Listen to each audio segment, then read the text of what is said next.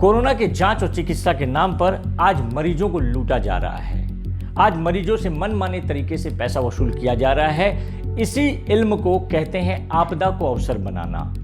लगातार ऐसी शिकायतें दर्ज हो रही है, लेकिन सबसे बड़ी बात यह है कि इन शिकायतों के खिलाफ कोई कार्रवाई नहीं हो रही है। सख्त कार्रवाई नहीं होने के कारण ऐसे नर्सिंग होम और लैब्स के हौसले लगातार बुलंद होते चले जा रहे हैं। लोग अपनी आपबीती लेकर मीडिया के सामने पहुंच रहे हैं। न्यूजिस्तान के पास भी कुछ लोग अपनी आपबीती लेकर पहुंचे, जिनमें सिद्धार्थ प्रसाद, ज्वाला प्रसाद और सिद्धांत विश्वकर्मा थे। इन्होंने हमें अपनी आपबीती सुनाई। इन्होंने बताया कि कुलीपाड़ा स्थित एक लैब में RT-PCR टेस्ट के लिए लोगों से 2500 रुपये वसूल किए जा रहे हैं। ज्वाला प्रसाद जी, ये बताइए क्या हुआ था आपके साथ? कल हम अपनी बहू को लेके गए थे टेस्ट करवाने के लिए RT-PCR का आनंद लोक में। आनंद लोक कौन सा, कहाँ पर है ये आपको मानंदा ब्रिज के नीचे है। सोने स्कैन आनंद लोक सोने स्कैन। तो वहाँ उन्होंने 2500 रुपये करके प्रति टेस्ट का लिया। क्या चीज़ का टेस्ट था? RT-PCR। अच्छा, सरकार की तरफ से कितने रुपए लेने के लिए निर्देश दिया गया है? हम लोग यहाँ क्या बोलते हैं, नयोटिया में गए थे कल परसों, तो वहाँ 950 रुपये लिया गया। यहाँ 2500 करके इन्होंने ले लिया। तो ऐसी क्या खास बात है कि ये 2500 मांग रहे हैं? ये इनका कोई तर्क मेरे समझ में आया नहीं। उनका कहना था कि नेवटिया वाले लाल पैथलैब को देते हैं, तो मुझे जहाँ सस्ता पड़ेगा वहीं ना दूंगा। और लेवटिया वाले अगर लाल पैथलैब को देते हैं तो उनको तो और महंगा पड़ना चाहिए। इनका अपना है, लेकिन ये तो और ज़्यादा महंगा है, लगभग 3 गुना से लगभग 3 गुना। पर हेड के हिसाब से 2500 रुपये, तो टोटल हम लोग 5000 रुपये दिए। 5000 रसीद उन्होंने दिया नहीं। रसीद क्यों नहीं दिया? आपने मांगा? मैंने मांगा। क्यों नहीं दिया? 1200 रुपये का रसीद ही देंगे। मैंने कहा बाकी का, तो उनके पास कोई जवाब नहीं था। अच्छा, आपके साथ क्या हुआ? मेरा भी इनका ही सेम प्रॉब्लम है। मैं भी टेस्ट कराया था आपको 7 मई को। हालांकि मेरा RT-PCR टेस्ट है, उसमें नेगेटिव है। हाँ। तो ये बताइए, ये कहाँ से करवाया आपने? ये हमने कराया था आनंद लोक सोने स्कैन। अच्छा, कितने रुपए लिए उन्होंने टेस्ट के? 2500 पर हेड। कितने जन आप लोग गए थे? मेरा ही था, अकेले। अकेले। जबकि 900 950 है या 1200 आप पकड़ लीजिए, इससे ऊपर नहीं होना चाहिए। लेकिन फिर भी उन्होंने इतने पैसे क्यों लिए? इसका तो कोई रीज़न नहीं बोला। ठीक, मेरा मेन प्रॉब्लम है पैसा देने के बाद में स्लिप मांगा तो दिया नहीं। 1200 रुपये का देंगे बोला था। हम बोला पूछा 1200 आप क्यों देंगे, 2500 रुपये ले रहा है। तो बोला 1700-1800 रुपये खर्चा पड़ता है, दिल्ली से आता है, ऐसा वैसा कुछ ऐसे इस तरह का मानिए समझाने की बात कर रहा है। लेकिन हम उतना समझा नहीं। मेरा डायरेक्ट बात है, आप पैसा लिए तो स्लिप दे दीजिए हमको। प्रति व्यक्ति 2500 रुपये, जबकि RT-PCR का सरकारी मापदंड और सरकारी रेट है 950 रुपये। आखिर ये 2500 रुपये किस हिसाब से ले रहे हैं? जब इन्होंने लैब के कर्मचारियों से रसीद मांगी तो उन्होंने ढुलमुल रवैया अपना दिया। उन्होंने आनाकानी करनी शुरू कर दी और रसीद देने से इनकार कर दिया। जो कोरोना नाम की महामारी के दौरान अस्पतालों द्वारा लूटे जा रहे हैं। अस्पताल पैसा कमाने में लगे हैं, नर्सिंग होम पैसा कमाने में लगे हैं, दवाइयों की कालाबाजारी हो रही है, सब कुछ लगातार आप देखते चले जा रहे हैं। लेकिन सिलीगुड़ी शहर में क्या हो रहा है, इसकी भी जानकारी आपको होनी चाहिए। इससे भी आपका परिचय होना चाहिए, क्योंकि एक इंसान यदि अस्पताल में जाता है तो उम्मीद और आशा लेकर जाता है, लेकिन जब उसे वहाँ लूटा जाता है तो उसकी उम्मीद और आशा टूट जाती है, वो निराश हो जाता है। बहुत बहुत धन्यवाद। मेरा नाम सिद्धार्थ प्रसाद है, मैं सिलीगुड़ी से हूँ। और विगत एक स्वतंत्र पत्रकार होने के नाते मेरा भी एक कर्तव्य बनता है कि भाई आप समाज की, मीडिया का काम है, हम लोगों का समाज का आईना है, चौथा स्तंभ है। तो भाई समाज में जो घटनाएं घटित हो रही हैं उसको सामने लाने का काम हमारे मीडिया भाइयों ने कर रहे हैं और मीडिया भाइयों को करना भी चाहिए। वहीं दूसरी तरफ कुछ प्राइवेट लैब्स, तथाकथित प्राइवेट लैब्स, जैसे ये आनंद लोक सोनोग्राफी सेंटर, खुद मैं भुक्तभोगी हूँ। चूँकि हमारी मदर कोविड पॉजिटिव पाई गई, उनको मैंने एडमिट किया, फिर उनके संपर्क में हमारे पिताजी और वाइफ थे, तो उन लोगों का मैंने कहा कि जांच परसों करवा दिया जाए। तो आनंद लोक सोनोग्राफी वो लोग गए, चार्ज के रूप में उन लोगों से 5000 रुपये ले लिया गया। माँ को लेकर मैं थोड़ा नर्सिंग होम में इधर उधर दौड़ भाग में व्यस्त था, इसलिए मैं पूछ नहीं पाया था। कल मुझे जानकारी हुई तो मैंने कहा आप लोगों का रिपोर्ट, तो उन्होंने कहा कि 24 घंटे बाद आया रिपोर्ट। कल मेरे मैसेज में कल आया, 24 घंटे बाद मेरे सेल फोन में मैसेज आया कि आपका जो है रिपोर्ट निगेटिव है। मैंने कहा ये 5000 रुपये तर्कसंगत मुझे नहीं लगा। मैं खुद आनंद लोक, मैंने ठाना कि मैं खुद रिपोर्ट्स को लेके और आनंद लोक सोनो स्कैन जाऊँ और पूछूं कि भाई एक जब राज्य सरकार ने एक मापदंड तय कर रखा है, चाहे वो कोरोना के लिए इलाज हो या आर्टिफिशियल टेस्ट हो, एक मापदंड तय है, एक रेट तय सीमा तय की गई है, तो आप लोगों ने ऐसा क्यों किया? तो वहाँ से मुझे यही जवाब मिला कि भाई हम लोग का खर्चा जो है 1700-1800 रुपया पड़ रहा है, हम लोग कैसे करें?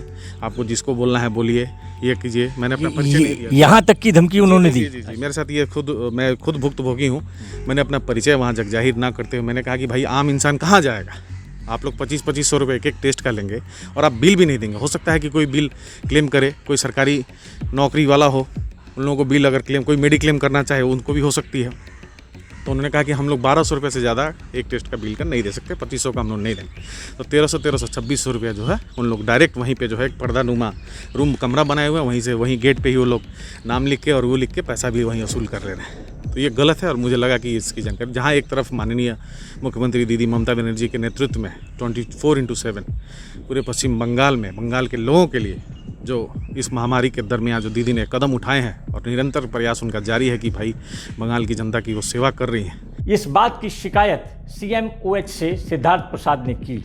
24 मई को उन्होंने शिकायत की, लेकिन अभी तक कोई कार्रवाई नहीं हुई है। सिद्धार्थ प्रसाद अब अपनी बात मुख्यमंत्री तक पहुंचाने का मन बना रहे हैं। डायलिंग DM से भी मैंने बात करने की कोशिश की, लेकिन बात नहीं हो पाई। मैं ऊपर तक इस बात को पहुंचाने का कोशिश करूंगा। जब निजिस्तान की ओर से उक्त लैब के मैनेजर श्री नंदी से संपर्क किया गया तो वो हमारे सवालों पर भड़क गए। उन्होंने कहा कि आप लैब में जाकर खुद पता कीजिए कि हायर अथॉरिटी कौन है और उनसे सवाल जवाब कीजिए। जब हमने CMOH से संपर्क साधा तो उन्होंने हमें बताया कि ऐसी कोई शिकायत यदि आती है तो उसके ऊपर तत्काल कार्रवाई की जाएगी और सख्त कार्रवाई की जाएगी। लेकिन 24 मई को शिकायत मिलने के बाद भी अभी तक उक्त लैब के खिलाफ कोई कार्रवाई आखिर हुई क्यों नहीं है? शहर के जाने माने व्यापारी और CII के पूर्व चेयरमैन संजीत साहब भी नर्सिंग होम्स की प्रताड़ना का शिकार हो चुके हैं। उनके दर्द को भी आप सुनिए, जब एक ऐसे व्यवसायी और एक ऊंचे ओहदे वाले व्यक्ति की ये स्थिति है तो आम नागरिकों का तो भगवान ही मालिक है। आइए उनके दर्द को भी हमारे वीडियो के माध्यम से सुनिए। मैं सिलीगुड़ी का एक परिचित बिजनेसमैन हूँ, लोग मेरे को जानते हैं। मेरा पैसा का भी कमी कुछ ऐसा नहीं है कि नर्सिंग होम का सेवा मैं एफोर्ड नहीं कर सकता हूँ। फिर भी मैं जो कभी आक्रांत हुआ उसमें जो मैंने फेस किया नर्सिंग होम में, उनका पूरा दावे मुताबिक पूरा पेमेंट देने के पैसा मत देने के बाद भी एक पैसा भी बार्गेन नहीं किया। लेकिन जो सेवा जो सुविधा है वहाँ पे उपलब्ध कराया गया वो मेरे ख्याल से मेरा दुश्मन को भी ना आए। शहर का सबसे नामी एक अस्पताल और मैं एक जाना पहचाना सिटीजन हूँ, ये होने के बावजूद मेरे को अवस्था का सामना करना पड़ा। मेरे ख्याल से किसी को होना नहीं चाहिए, ऐसा होना नहीं चाहिए था। निजिस्तान चैनल के माध्यम से मैं पूछना चाहता हूँ वो सब नर्सिंग होम का ओनर, बिजनेसमैन, सबको एक ही प्रश्न कि हम जब खर्चा कर रहे हैं वो खर्चा का जो हमारा आइन मुताबिक जो मिलना चाहिए उतना मिलने का हक सबका है, बराबर है, होना चाहिए था। अदरवाइज ये नौबत नहीं आता कि हमें आज सबको बोलना पड़ रहा है, सब मरीजों को बोलना पड़ रहा है कि आप लोग बीमार होने से ही साथों साथ दौड़ के आप टेंशन में आके ये नर्सिंग होम ओनर्स या बिजनेसमैन के पल्ले मत पड़िए। समय लीजिए, आपका अधिकार को जानिए, क्या पेमेंट कर रहे हो देखिए, उसके बाद ही आप अपना डिसीजन लीजिए, राय लीजिए। सवाल यह है कि ऐसे नर्सिंग होम और लैब्स के खिलाफ कार्रवाई क्यों नहीं हो रही है? जिम्मेदार अधिकारी आखिर इनके खिलाफ कदम क्यों नहीं उठा रहे हैं? इनके पीछे आखिर कौन सी शक्ति है? हम सभी नर्सिंग होम और लैब्स को गलत नहीं ठहरा रहे हैं, लेकिन कुछ ऐसे नर्सिंग होम और लैब्स भी हैं जो आपदा को अवसर बनाने में जुटे हुए हैं। इनके खिलाफ शिकायतें बहुत आ रही हैं, लेकिन शिकायतों के खिलाफ कोई कदम नहीं उठाया जा रहा है। यही कारण है कि मरीज परेशान बहुत दिखाई दे रहे हैं और सरकारी निर्देशों का पालन आखिर ये नर्सिंग होम या लैब क्यों नहीं कर रहे हैं? आखिर क्या ये सरकारी दिशा निर्देशों से खुद को बड़ा समझते हैं? SMC के बोर्ड प्रशासक गौतम देव भी इस दिशा में लगातार प्रयास कर रहे हैं। वो नर्सिंग होम्स और लैब से संपर्क साध रहे हैं, लगातार उन्हें चेतावनी दे रहे हैं, लेकिन उनकी मेहनत भी रंग लाती नहीं दिखाई दे रही है। आखिर स्थिति कब सुधरेगी? आखिर कब इन नर्सिंग होम्स और लैब्स के खिलाफ कार्रवाई होगी ताकि एक मिसाल बन जाए, कोई भी मरीज को ठगने की या ज़्यादा पैसा ऐंठने की कोशिश न करे। न्यूज़िस्तान की टीम लगातार ऐसे लोगों से संपर्क कर रही है जो हम तक अपनी बात पहुंचाना चाहते हैं, जिन्होंने हमें अपनी आप बीती सुनाई है। उनकी आप बीती लेकर, उनकी सारी घटनाएं और वाक़या लेकर हम आपके सामने उपस्थित हुए हैं। उनकी घटनाएं आपने सुन ली, आप बीती सुन ली और पहचान लिया कि नर्सिंग होम्स किस प्रकार लोगों को लूट रहे हैं। दवाइयों के नाम पे कालाबाजारी हो रही है। लोगों को लूटना, धन ऐंठना और धांधली करना अस्पतालों का काम हो गया है। आवाज़ उठाने पर दबा दिया जाता है। अब लोग जागरूक बनेंगे तभी ऐसे नर्सिंग होम्स के खिलाफ कदम उठाना संभव है।